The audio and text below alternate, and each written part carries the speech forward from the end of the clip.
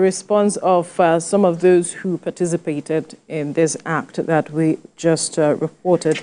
One of them, a lecturer, I think over 50 years old, said he does not regret participating in this, that it is the right thing for him to do.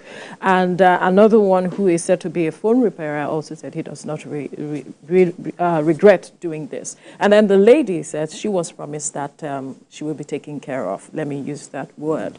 However, in the papers this morning, the woman said to be the sponsor is, there's a manhunt for her, and she is said to be the late Moshood Abiola's widow, so to speak. But if you interpret what is going on, one would expect that someone who is a lecturer would, know how to situate things, and you wonder what he could have been told to believe that this is the way to address certain issues as against the other persons who might not be as educated as he is. So just as you are analyzing how you interpret all of this, let's look at also the people involved. Would you want to say that everyone that went to school or that actually is within the tertiary environment as either lecturer or whatever are endowed with wisdom or actually are strategic minded? They're different things. We must ask ourselves. We've seen people who are even at the highest level of the academia, and religion made them to look like, they wouldn't even know what they're doing. They fight over religion, they fight over ethnicity, they fight over the mundane things, so to say. So it's not that this person is a lecturer who has been within the academic environment. That's what actually equates to being strategic-minded or being wise. Or because sometimes people will think that they're doing what is right. But the question is, even if you have something, if you have a reason for doing what you're doing, what reason and what do you aim to achieve out of it? Do you think that your route, the way you're going about it, will yield the desired result? They're two different things. You may even have something that is an agitation that is right if you want to think about it from your own perspective. But how you go about it says a lot. Even at home, children will have certain rights to ask certain things, but how do they go about asking for it? So that is one thing for me.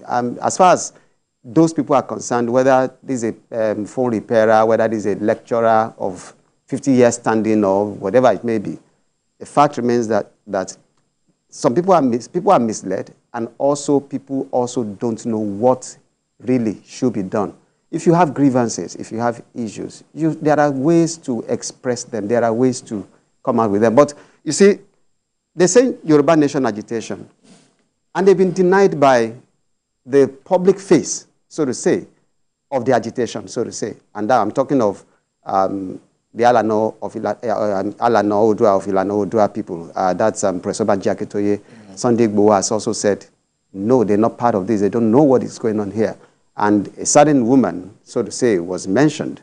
Yes. Yeah, that's Madam Mudupe Onitiri, right? Yeah. Abiola.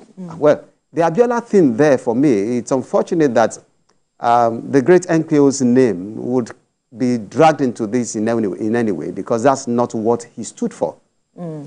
That's not what he stood for. And he never would stand for follies and such pedestrian approach to resolving issues.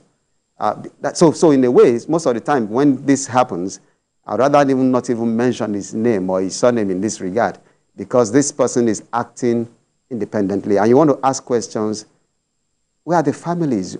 How has he related with everybody around him for this to be happening? She's not around, I believe. I mean, if she's in Nigeria today, I'm sure that she probably would have been arrested.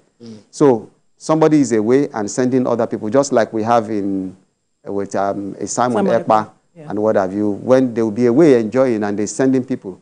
Where I come from, they said, it's another person's child that you send on an errand of folly. So